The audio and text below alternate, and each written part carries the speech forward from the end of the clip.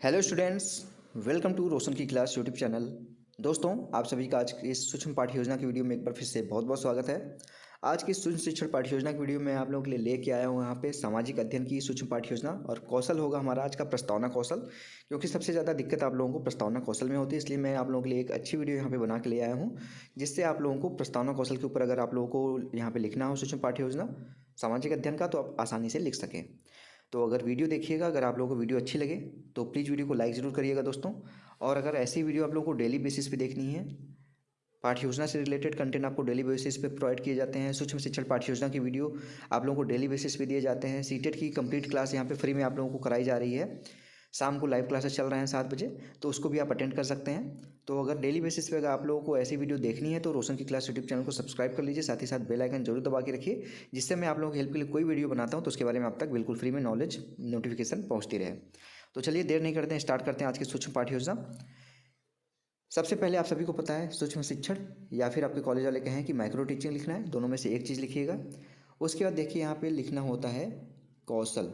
ध्यान से देखिएगा, कौशल लिखना होता है। उसके सामने जो भी कौशल होता है उसको लिखना होता है। तो प्रस्तावना कौशल है तो कौशल के सामने प्रस्तावना कौशल लिख लीजिएगा।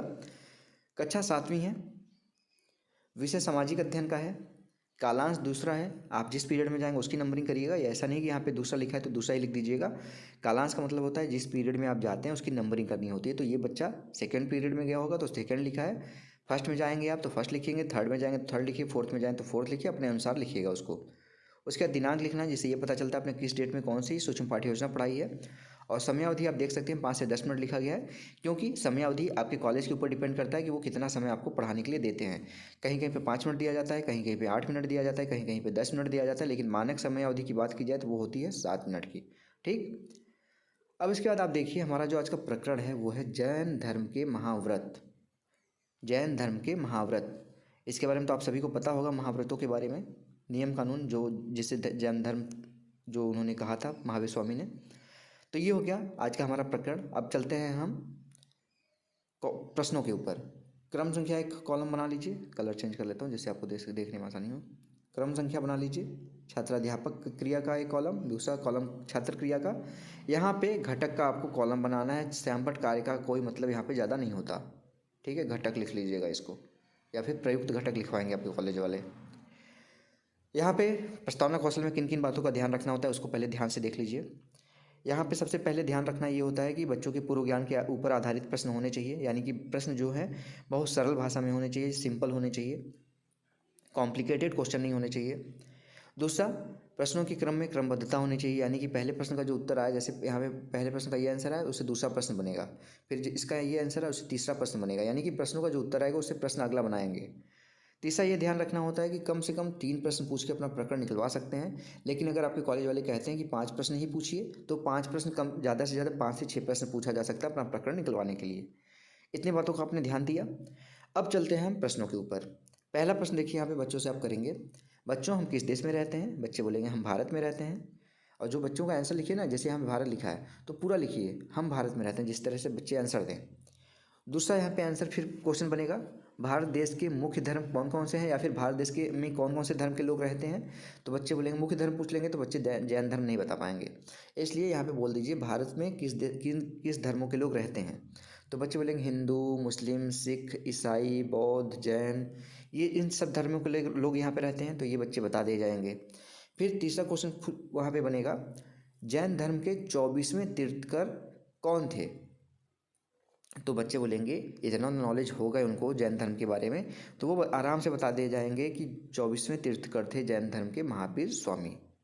फिर चौथा क्वेश्चन आ जाएगा, महावीर स्वामी ने जैन धर्म के मुख्य नियम या फिर महाव्रत कितने बताए थे। तो बच्चे बताएंगे 5 महाव्रत बताए थे।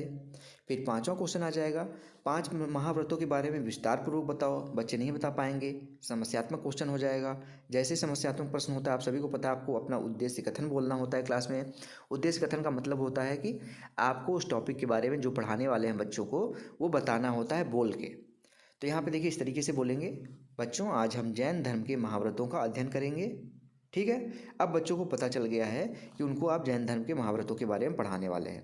तो यहाँ पे ही प्रस्तावना कौशल ख़त्म हो जाता है। लेकिन आपको मूल्यांकन सूची भी बनानी पड़ती है। काफ़ी कॉलेजेस में ये प्रिंटेड मिलती है, लेकिन काफ़ी कॉलेजेस में आपको लिखना होता है। यहाँ पे जैसे लिखा गया है, तो यहाँ पे मूल्यांकन सूची लिख लीजिए। यहाँ पे क्रम संख्या लिखिए, घटक लिखिए, असंतोषजनक, संतोषजनक, अच्छा, बहुत अच्छा, उत्तम, इस तरीके से कॉलम बनाइए। ठीक है। उसके बाद यहाँ पे क्या है, घटक लिखिए। जहाँ पे घटक देखिए लिखा गया है, उसमें आपको क्या करना है, जो आप प्रस्तावना कौशल में क्या क्या चीज़ें सीखने वाले हैं वो यहाँ पे चीज़ें लिखी रहती हैं। कि जैसे आप सभी को पता है कि प्रस्तावना कौशल पाठ योजना, यहाँ पे सूक्ष्म पाठ्य योजना से पहले पढ़ाया जाता है, आपको कराया जाता है शिक्षण। तो सूक्ष्म पाठ्य योजना के कारण ही यही होता है कि आप पाठ्य योजना में क्या क्या चीज़ें सीखेंगे वो इकट्ठा आपको ना सिखा के सूक्ष्म पाठ्य योजना में बांट दिया जाता है। जैसे प्रस्तावना कौशल में आप प्रश्न का पूछने का कौशल आपको आएगा, व्याख्या कौशल में पाठ को पढ़ाने का कौशल आपके अंदर आएगा, उसके बाद श्यामपट्ट कौशल में आपको श्यामपट्ट पे लिखना आएगा। इस तरीके से जितने भी कौशल होते हैं उससे कुछ ना कुछ आप सीखते हैं और उसी को कंबाइंड करके इकट्ठा करके आपको पाठ्य योजना में करना होता है। तो यहाँ पे प्रस्तावना कौशल में भी कुछ चीज़ें सीखेंगे आप, वही चीज़ें यहाँ पे घटक होती हैं। तो यहाँ पे देखिए पहला घटक है, ध्यान से देखिएगा, पूर्व ज्ञान के प्रश्न व कथन। यानी कि जो आप प्रश्न और कथन पूछ रहे हैं वो बच्चों के पूर्व ज्ञान पे आधारित होने चाहिए। समझ गए, यही मैंने स्टार्टिंग में कहा था। प्रस्तावना कौशल का पहला प्रश्न जब बता रहा था तो ये कहा था कि पूर्व ज्ञान के ऊपर आधारित होने चाहिए प्रश्न।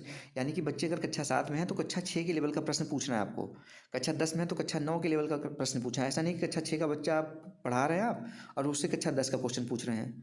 दूसरा यहाँ पे ध्यान देने वाली बात है, जो घटक प्रश्न जिनका उत्तर छात्रों ने सही दिया। तो आप जितने क्वेश्चन पूछ रहे हैं क्या उसमें से सभी छात्रों ने उस सभी प्रश्नों का उत्तर सही दिया है, ये भी यहाँ पे चेक होगा। तीसरा यहाँ पे है घटक निरंतरता विहीन प्रश्न व कथन। तो निरंतरता विहीन यही होता है जो मैंने बताया था कि आपने प्रश्न पूछा, उसका आंसर मिला, फिर उससे दूसरा प्रश्न बनेगा, उसका आंसर मिला, उससे तीसरा प्रश्न बनेगा, यानी कि निरंतरता है कि नहीं है। चौथा यहाँ पे कौशल का घटक है, ध्यानपूर्वक देखिएगा, पाठ्य उस उद्देश्य से प्रासंगिक प्रश्न व कथन।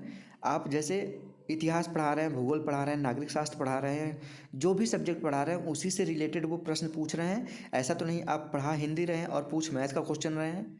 तो पाठ्य उद्देश्य के से प्रासंगिक प्रश्न है या फिर उससे विहीन है। अगर आप सही चीज़ों को ध्यान देंगे तो यहाँ पे आपको अच्छा मिलेगा, बहुत अच्छा मिलेगा। नहीं ध्यान देंगे तो असंतोषजनक, संतोषजनक मिल जाएगा। ठीक है। और पांचवा यहाँ पे है, यहाँ पे घटक संसाधनों युक्तियों का की उपयुक्तता। यानी आपने जो संसाधन का यूज करना था, कोई आप फिगर बना के ले गए हैं, चार्ट बना के ले गए, उसको दिखा के प्रश्न पूछ पाए हैं। संकेतक जो होता है, छड़ी होती है, उसका उपयोग किया है कि नहीं किया है, सभी उपयुक्तता उसका यूज किया है कि नहीं किया है। जो संसाधन है आपके पास, चौक का सही से इस्तेमाल किया है, डस्टर का सही से इस्तेमाल किया है कि नहीं किया है, लपेट फलक का सही से इस्तेमाल किया है कि नहीं किया, इन सभी चीज़ों का आपने सही से इस्तेमाल किया है कि नहीं किया, यही होता है संसाधनों युक्तियों की उपयुक्तता। लास्ट में देखेंगे यहाँ पे लिखा गया पर्यवेक्षक टिप्पणी। आपने जो पढ़ाया है उसमें कुछ कमियां होंगी तो यहाँ पे लिखा जाएगा। कुछ पर्यवेक्षक ने देखा कि आपको कुछ सजेशन देने की जरूरत है तो वो भी यहाँ पे लिख देगा। तो ये था दोस्तों आज का सूक्ष्म पाठ्य योजना जो प्रस्तावना कौशल के ऊपर आधारित था। अगर आप लोगों को वीडियो अच्छी लगी, आप लोगों को लाभ मिला इस वीडियो से, तो प्लीज़ वीडियो को लाइक ज़रूर करिएगा। और अगर ऐसी वीडियो डेली बेसिस पे आप लोग देखना चाहते हैं तो रोशन की क्लास यूट्यूब चैनल को सब्सक्राइब कर लीजिए, साथ ही साथ बेल आइकन जरूर दबा के रखिए। तो स्टूडेंट मिलते हैं नेक्स्ट वीडियो में, तब तक के लिए आप सभी का बहुत बहुत धन्यवाद। जय हिंद, वंदे मातरम।